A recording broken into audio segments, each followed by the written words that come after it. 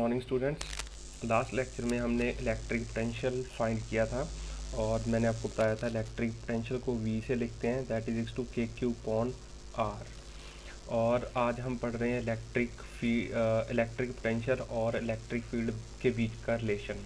ठीक है, हमें पता है, देखिए ऐसे इसको डिफाइन करते हैं, U initial minus U final is equal to, ये क्या होता है, वर्क डन। और वर्क डन को हम लिखते हैं F vector dot DR vector. ये वर्क डन है फोर्स इनटू डिस्प्लेसमेंट, और ऐसे लिख सकते हैं ये। और ये मैंने आपको ये रिलेशन बताया था, U is equal to V is equal to U by Q। Potential energy per unit charge is electric potential. तो मैं U को लिख सकता हूँ QV। तो यहाँ पे आ गया मेरे पास Q V initial minus V final, और F को हम क्या लिख सकते हैं, QE डॉट DR। ये फोर्स होता है ना, force is equal to QE, और ये E वेक्टर। तो Q ने Q को मार लिया, तो मेरे पास बचा V initial minus V final is equal to E vector dot DR vector. ये आ गया। ये रिलेशन है पोटेंशियल और इलेक्ट्रिक फील्ड के बीच का। एक रिलेशन और होता है, हमें पता है, लास्ट लेक्चर में हमने पढ़ा था, that force F vector is equal to minus del U by del x i cap minus del U by del y j cap minus del U by del Z k cap. और force को मैं लिख सकता हूँ QE। तो ये आया QE vector is equal to, यहाँ से मैं QV यही चीज़ पुट कर दूंगा, तो मेरे पास आ जाएगा minus Q del V by del x i cap minus Q del V by del Z del Y j cap minus Q times del V by del Z k cap. ये भी हमने लास्ट लेक्चर में, ये मैंने आपको equation बताई थी। तो Q यहाँ से भी निकल जाएगा कॉमन, और electric field is equal to minus del V by del x i cap minus del V by del y j cap minus del V by del Z k cap.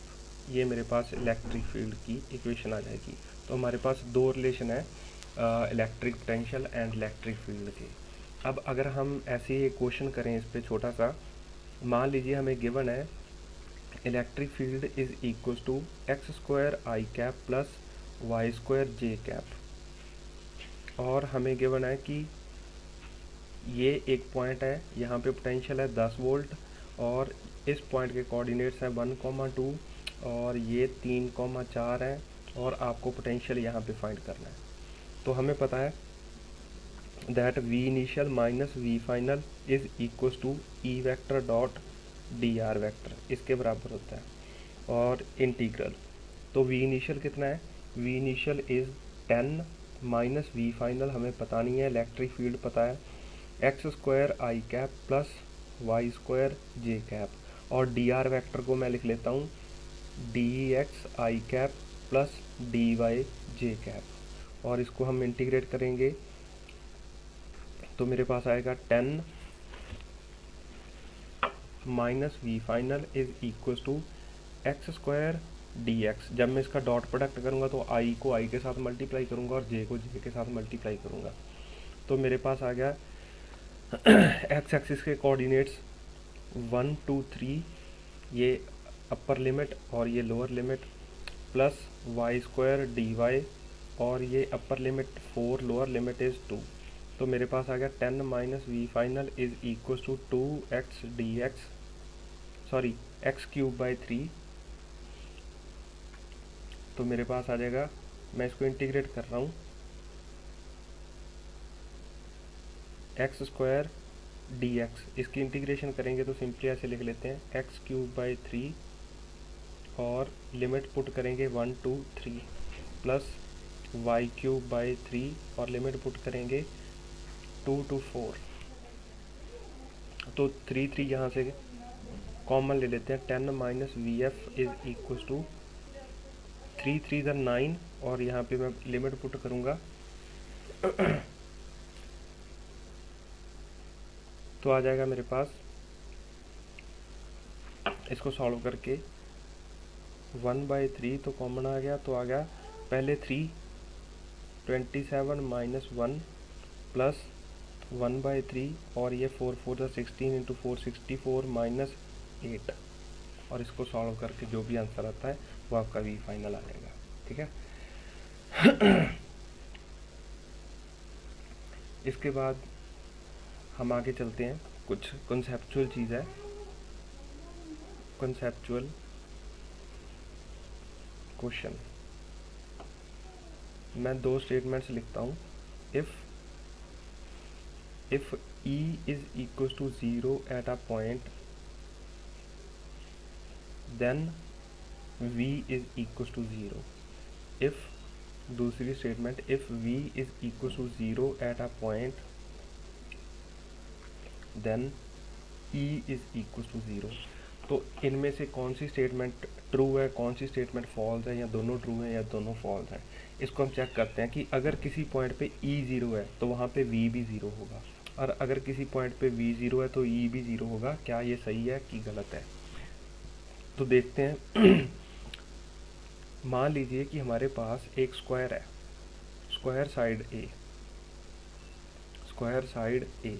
मान लीजिए इसके 4 versus पे Q charge बैठा है, Q और Q। तो centre पे electric field कितनी होगी? अभी आपने इतने क्वेश्चंस किए हैं, अब आप बता सकते हो कि electric field is equal to 0, because इसकी वजह से इलेक्ट्रिक फील्ड इधर होगा, इसकी वजह से इधर होगा, दोनों कैंसिल आउट कर देंगे, ऐसे और ये सारे कैंसिल आउट कर देंगे। बट अगर मैं पोटेंशियल की बात करूँगा तो आ जाएगा 4 इंटू KQ/R।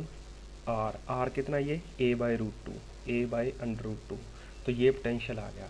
तो अगर इलेक्ट्रिक फील्ड 0 तो V इज टू 0 हमेशा, मतलब इस स्टेटमेंट का मतलब होता है ऑलवेज। तो ऑलवेज वाली बात ये गलत है, पहली स्टेटमेंट तो फॉल्स है। दूसरी चेक करते हैं, अगर किसी जगह पे V 0 है तो इलेक्ट्रिक फील्ड हमेशा 0 होगी, ऐसी भी बात नहीं होती एक्चुअली। हम चेक कर लेते हैं। मान लीजिए यहाँ पे Q चार्ज है, यहाँ पे Q है, -Q है और -Q है।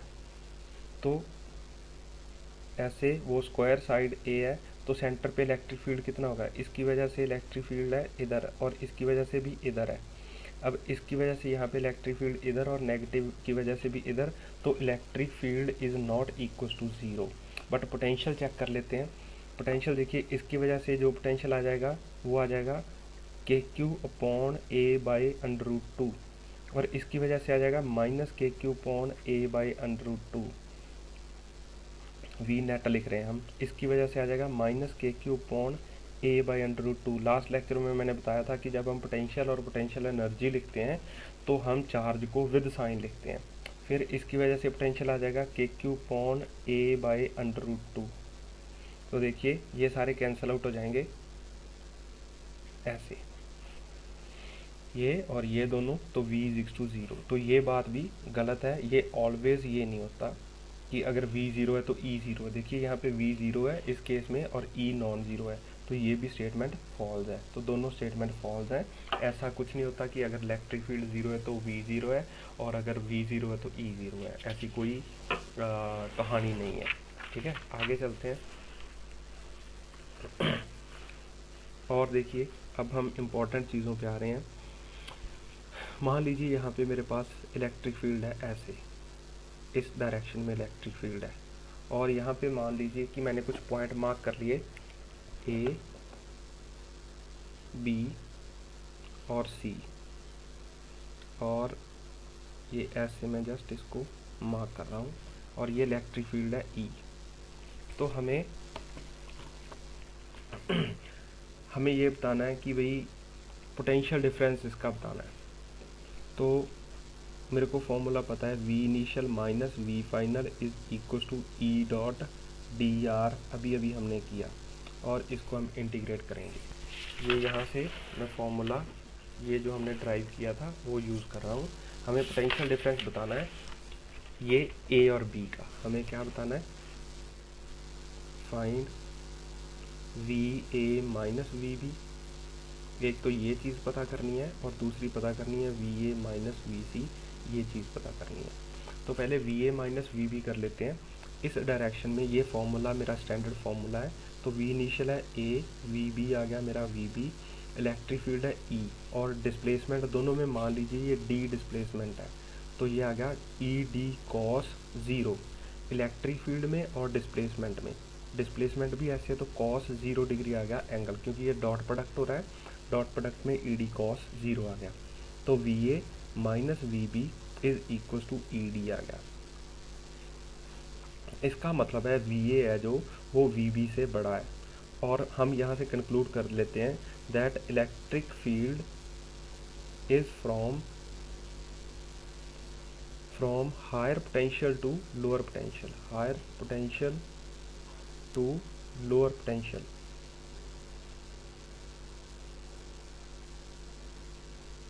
या इलेक्ट्रिक फील्ड इज, ऐसे लिख लेते हैं, direction of electric field is from higher potential to lower potential. Direction of electric field is from higher potential to lower potential, क्योंकि इलेक्ट्रिक फील्ड ऐसे है और ए पॉइंट है जो बड़ा है बी से, इसका मतलब ये इलेक्ट्रिक फील्ड हायर है यहाँ पे ए पे और बी के मुकाबले। पहला पार्ट हो गया, अब दूसरा पार्ट करते हैं। V A minus V C is equal to E vector dot, इसको भी मैं मान लीजिए डी मान लेता हूँ, और ये आ गया डी आर वेक्टर, ठीक है। और ऐसे तो ई vector dot D, E into D, और दोनों में एंगल कितना है, ये इलेक्ट्रिक फील्ड है इस डायरेक्शन में और डी है नीचे की तरफ ऐसे, तो दोनों में एंगल कितना आ गया, कॉस 90 डिग्री। इसका मतलब V A minus V C कितना हो गया, 0। इसका मतलब V A is equal to V C हो गया। और इसका मतलब है ए और सी पॉइंट पे दोनों पे पोटेंशियल सेम है। तो हमने ये कंक्लूड किया कि जब आप इलेक्ट्रिक फील्ड में ऐसे मूव करते हो in the direction of electric field तो आपको पोटेंशियल लोअर मिलता है, और जब आप perpendicular to the electric field move करते हो तो आपको हमेशा जो है सेम पोटेंशियल मिलता है। And these two points are called equipotential points. Equipotential, equipotential मतलब सेम पोटेंशियल, इक्विपोटेंशियल पॉइंट्स। ठीक है, ये मैंने प्रूव कर दिया कि भैया अगर आप perpendicular to the electric field lines चलोगे तो आपको सेम पोटेंशियल वाले पॉइंट्स मिलेंगे। इसका मतलब ये है कि अगर मैं कोई भी यहाँ पे पॉइंट ले लूँ, ये इन सारे पॉइंट्स पे पोटेंशियल सेम होगा, and these are called equipotential points. ठीक है, इसी के साथ हम जो नई चीज़ करने वाले हैं that is called equipotential surfaces. ठीक है, हम नई चीज़ पढ़ने वाले हैं इक्विपोटेंशियल सर्फेसेस। इक्विपोटेंशियल सर्फेसेस आप इसी से देखिए, ये जो हमने इलेक्ट्रिक फील्ड ड्रॉ किया है ये हमने 2D में ड्रॉ किया है। अगर ये 2D की जगह 3D में इलेक्ट्रिक फील्ड होती तो इस पूरे प्लेन में, ऐसे मान लीजिए 3D में इलेक्ट्रिक फील्ड फ्लो कर रही है इस किसी डायरेक्शन में ऐसे, और इसके अंदर अगर आप एक सरफेस ड्रॉ करोगे तो उस पूरे सरफेस में जो पोटेंशियल है वो सेम है, बट शर्त ये है कि उस सरफेस के ऊपर इलेक्ट्रिक फील्ड लाइंस 90 डिग्री का एंगल बनाए। कैसे होते हैं देखते हैं। तो नया जो टॉपिक है that is called equipotential surfaces. ये इंपॉर्टेंट चीज़ है, इक्विपोटेंशियल सर्फेसेस। सबसे पहला होता है हमारे पास प्लेनर,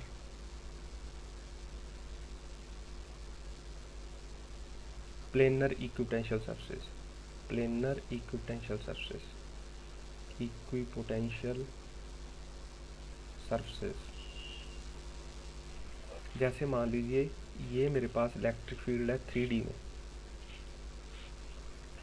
ऐसे फ्लो कर रही है, तो मैं यहाँ पे एक प्लेन ड्रॉ करता हूँ ऐसे ऐसे, आप इसको 3D मानिए, और इस प्लेन में से, इस प्लेट में से ये इलेक्ट्रिक फील्ड लाइंस क्रॉस कर रही हैं, तो इस प्लेन का हर एक पॉइंट इक्विपोटेंशियल होगा। मतलब हर एक पॉइंट का यहाँ ये, तो हर एक पॉइंट का जो इस प्लेन का हर एक पॉइंट होगा वो सेम पोटेंशियल पे होगा। And these equipotential surfaces are called planar equipotential surfaces. पहले इक्विपोटेंशियल को एक बार डिफाइन कर लेते हैं। इक्विपोटेंशियल सरफेस को हम डिफाइन करते हैं the locus of points, the locus of points having same potential, same potential. जैसे ये इस प्लेन के ऊपर हर एक पॉइंट का जो पोटेंशियल है वो सेम है, और इन्हें बोलते हैं हम इक्विपोटेंशियल सरफेस, मतलब सेम पोटेंशियल वाली, और इसका नाम है प्लेनर इक्विपोटेंशियल सरफेस। ऐसे ही मैं यहाँ पे भी ड्रॉ कर सकता हूँ, ऐसे और ऐसे। तो ये भी इक्विपोटेंशियल सरफेस है, ये भी इक्विपोटेंशियल सरफेस है, बट क्योंकि इलेक्ट्रिक फील्ड की डायरेक्शन इधर है तो ये हायर पोटेंशियल पे हो गया और ये लोअर पोटेंशियल पे हो गया। अब देखिए इक्विपोटेंशियल सरफेस में एक कन्फ्यूजन आ जाती है बच्चे को। इस प्लेन पे जो ब्लू प्लेन है, इस प्लेन पे हर एक पॉइंट का पोटेंशियल सेम है। जो रेड कलर का हमारा प्लेन है उस पे हर एक पॉइंट का पोटेंशियल सेम है, बट आपस में रेड और ब्लू के दो पॉइंट्स अगर मैं ले लूँ, एक इस पे पॉइंट मार्क कर लूँ, एक इस पे पॉइंट मार्क कर लूँ, तो दोनों का आपस में पोटेंशियल सेम नहीं है। ये हायर पोटेंशियल है, ये लोअर, बट इस प्लेन का हर एक पॉइंट सेम पोटेंशियल पे है। जितना इस पॉइंट का पोटेंशियल है उतना इसका, उतना इसका। ऐसे ही जितना पोटेंशियल इस पॉइंट का इस प्लेन के ऊपर, उतना इसका, उतना इसका और उतना इसका। और ख़ास बात मैंने आपको बताई थी कि इसमें से जितनी भी ये इलेक्ट्रिक फील्ड लाइंस जा रही हैं वो हर एक लाइन इसके परपेंडिकुलर हो, ठीक है। तो इसे हम बोलते हैं प्लेनर इक्विपोटेंशियल सरफेस। ऐसे हमारे पास ये कांस्टेंट इलेक्ट्रिक फील्ड में प्लेनर बनते हैं, ये कांस्टेंट इलेक्ट्रिक फील्ड कहलाती है, कांस्टेंट इलेक्ट्रिक फील्ड। तो कांस्टेंट इलेक्ट्रिक फील्ड हमेशा कौन से इक्विपोटेंशियल सरफेस बनाती है? प्लेनर। दूसरी बात, अगर मेरे पास एक पॉइंट चार्ज है, spherical equipotential surface, equipotential surface, spherical equipotential surface. मान लीजिए मेरे पास एक पॉइंट चार्ज है, तो पॉइंट चार्ज का जो इलेक्ट्रिक फील्ड है वो ऐसे जाता है बाहर की तरफ, ऐसे। हर एक डायरेक्शन में इलेक्ट्रिक फील्ड निकलता है इसका। तो इस पे जो इक्विपोटेंशियल सरफेस बनते हैं वो बनते हैं स्फेरिकल 3D में। मैं ड्रॉ नहीं कर सकता, मेरे को तो सर्कुलर ड्रॉ करने पड़ेंगे, but these are equipotential surface और वो स्फेरिकल है, ठीक है। ये इक्विपोटेंशियल सरफेस हो गया, ये इक्विपोटेंशियल सरफेस हो गया, मतलब अंदर वाले सर्कल का हर एक पॉइंट सेम पोटेंशियल पे होगा, ये। ऐसे ही बाहर वाले सर्कल का, सर्कल नहीं एक्चुअली स्फीयर है, ये 3D में है, ठीक है। क्योंकि इलेक्ट्रिक फील्ड 2D में नहीं निकलती, वो तीनों डायरेक्शन में निकलेगी इलेक्ट्रिक फील्ड। तो इस बाहर वाले स्फीयर का हर एक पॉइंट सेम पोटेंशियल पे होगा, ठीक है। And these are called spherical equipotential surface. और ख़ास बात यह है कि इलेक्ट्रिक फील्ड लाइंस इनको 90 डिग्री पे कट करके बाहर जाएंगी, ऐसे, ये ऐसे, ठीक है। These are called equipotential surface, spherical equipotential surface. तीसरा है जो, that is called cylindrical equipotential surface, cylindrical equipotential surface, equipotential surface.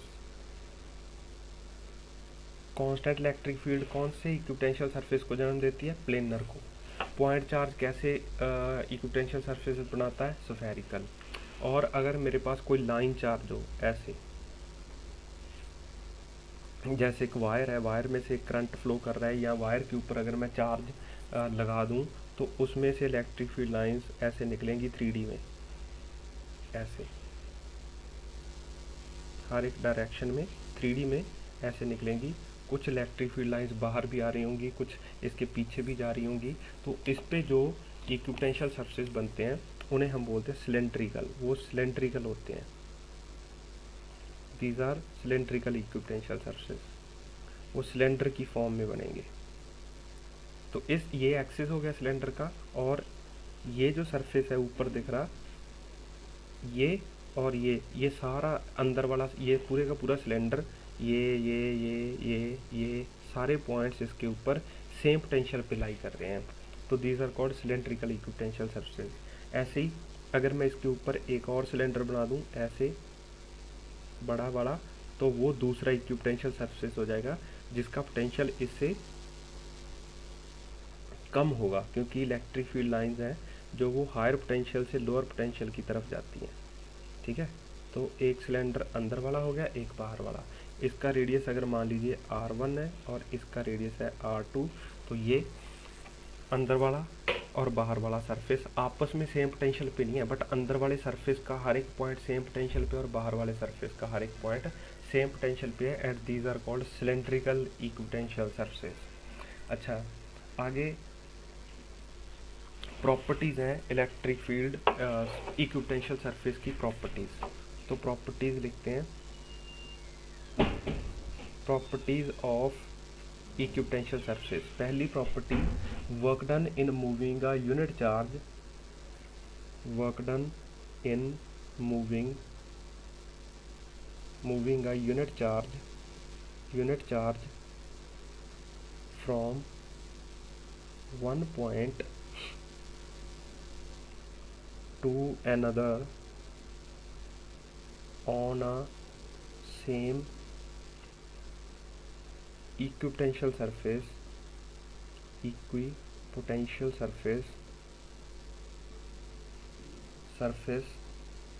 is always zero।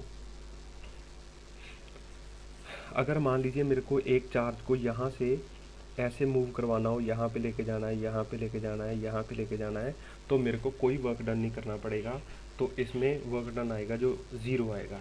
क्यों? क्योंकि वर्क डन आता है मेरे पास यहाँ से, ये हमने वर्क डन से ड्राइव की थी।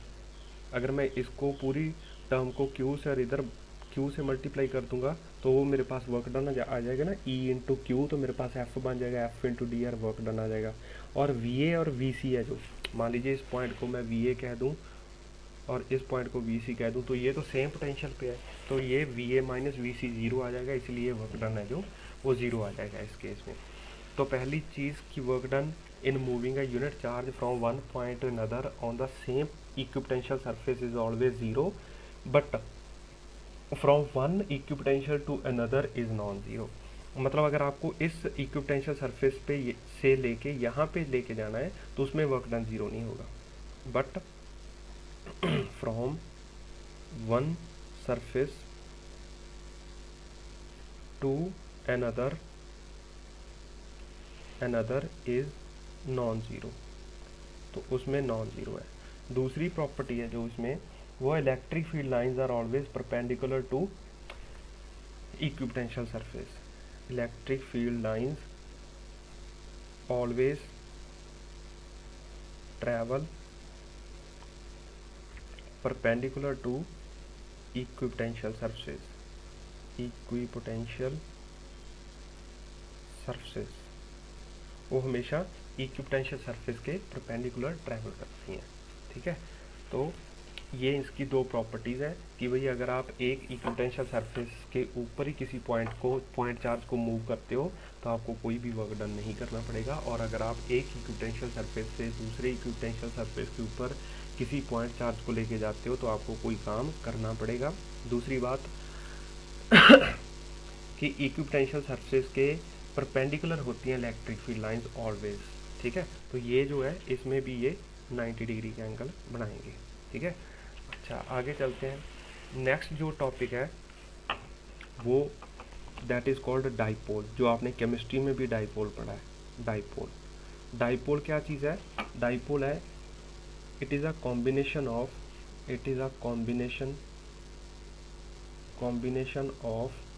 To charged particles having same magnitude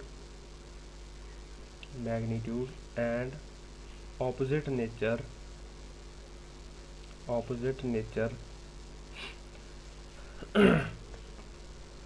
placed at a separation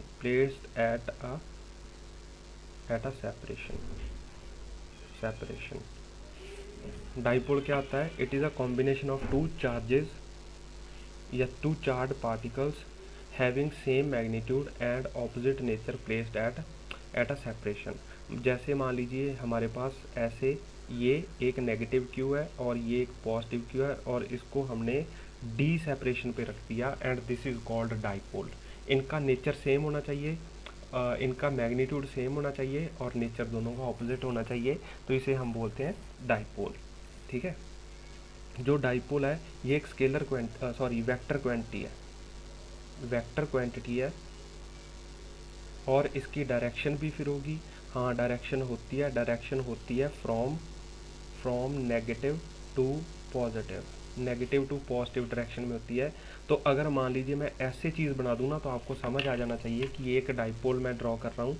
इसको मैं लिख देता हूँ डी, और मैं नेगेटिव पॉजिटिव इस पर कुछ नहीं लिखता। ये अंडरस्टूड है कि अगर ये डाइपोल है और मैं ऐसे एरो ड्रॉ कर रहा हूँ, तो इधर नेगेटिव है, इधर पॉजिटिव चार्ज है। It can be Q, it can be 2 Q, it can be 3 Q, it can be anything, but दोनों का मैग्नीट्यूड सेम होना चाहिए। ठीक है, तो ये आ गई डायरेक्शन। अब इसका मैग्नीट्यूड कितना होता है? मैग्नीट्यूड होता है, मैग्नीट्यूड इज इक्वल टू, इसको पी से लिखते हैं, पी से, वेक्टर क्वांटिटी है, पी से लिखते हैं, and P vector is equal to Q D, मतलब एक चार्ज इनटू डी, जो सेपरेशन है दोनों का, ये होता है डाइपोल मोमेंट। ठीक है, this is called dipole moment. ये डाइपोल है and this is called dipole moment. ठीक है, इसके बाद हमें करना है electric field, electric field on the axis of a dipole, on the axis of a dipole, कि एक इलेक्ट्रिक फील्ड कितना होता है एक्सिस ऑफ अ डाइपोल पे। ठीक है, ये डाइपोल की 2-3 डेरिवेशंस हैं, काफ़ी इंपॉर्टेंट है वो, और ये फॉर्मूला भी आपको रट के रखना है जो मैं भी ड्राइव करूँगा, और डेरिवेशन भी आपको आनी चाहिए, है बहुत आसान। तो ये जो डाइपोल होते हैं ना, ये डी डिस्टेंस बहुत छोटा है। जैसे मान लीजिए वो मॉलिक्यूल्स में आपने केमिस्ट्री में पढ़ा होगा, तो वो मॉलिक्यूलर लेवल पे होता है, ये इतना छोटा डिस्टेंस होता है। तो मान लीजिए हमारे पास एक डाइपोल है ऐसे, और इसका ये जो सेपरेशन है, इसको हम मान लेते हैं कि ये 2a है सेपरेशन, 2a, डी की जगह हमने 2a कर लिया, इधर नेगेटिव चार्ज है और इधर पॉजिटिव चार्ज है। ठीक है, और इसके सेंटर से लेके, इसके सेंटर से लेके मान लीजिए किसी डिस्टेंस डी पे, ये डिस्टेंस डी पे हमने एक पॉइंट पे पी ले लिया, इसी के एक्सिस के अलोंग, दिस, दैट्स वाई हम ये निकाल रहे हैं on the axis of a dipole. ये डाइपोल है, तो यहाँ पे आपको इलेक्ट्रिक फील्ड निकाल के देनी है, और गिवन है जो that D is very very large as compare to 2a, ये होता है गिवन। 2a तो बहुत छोटा है, मान लीजिए ये D is very very large as compare to 2a, तो हमें यहाँ पे इलेक्ट्रिक फील्ड निकालना है। तो पहले तो हम नेगेटिव क्यू की वजह से इलेक्ट्रिक फील्ड निकालते हैं। हमें पता है वो होता है के क्यू पॉन आर स्क्वायर, के क्यू पॉन आर स्क्वायर, और आर कितना है, यहाँ से लेके ये डिस्टेंस कितना है, ये मान लीजिए ये बिल्कुल सेंटर है, और this distance is a, suppose ये सेंटर से हमने मार्क किया है, तो ये मेरे पास आ गया ए प्लस डी। इस पॉइंट का डिस्टेंस इससे कितना है, ये छोटा ए है और बाकी का डी है, तो ए plus D whole square.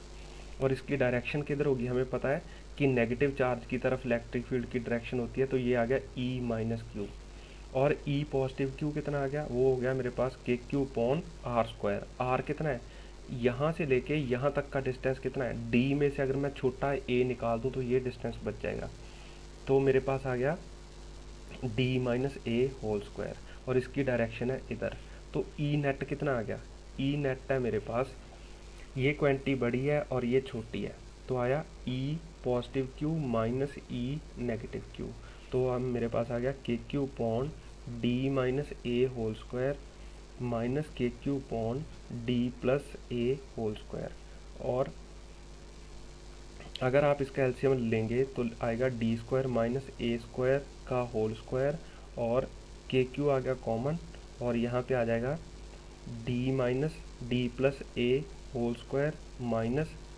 D minus A whole square. तो इसको अगर आप सॉल्व करोगे तो ये आ जाएगा के क्यू, तो यहाँ पे आ जाएगा D square plus A square plus 2ad minus A square plus D square minus 2ad, और नीचे आ जाएगा D square minus A square का होल स्क्वायर।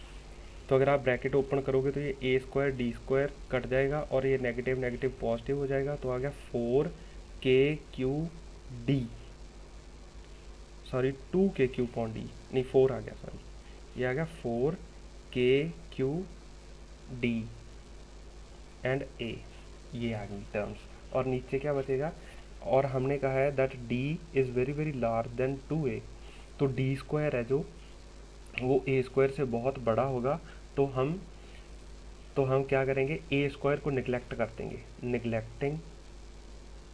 निगलेक्टिंग ए स्क्वायर इन या with respect to D square. तो मेरे पास आ गया d⁴, तो एक d ने एक d को मार लिया तो पीछे रह गया क्यूब, तो मेरे पास आ गया 4k3a अपॉन d³।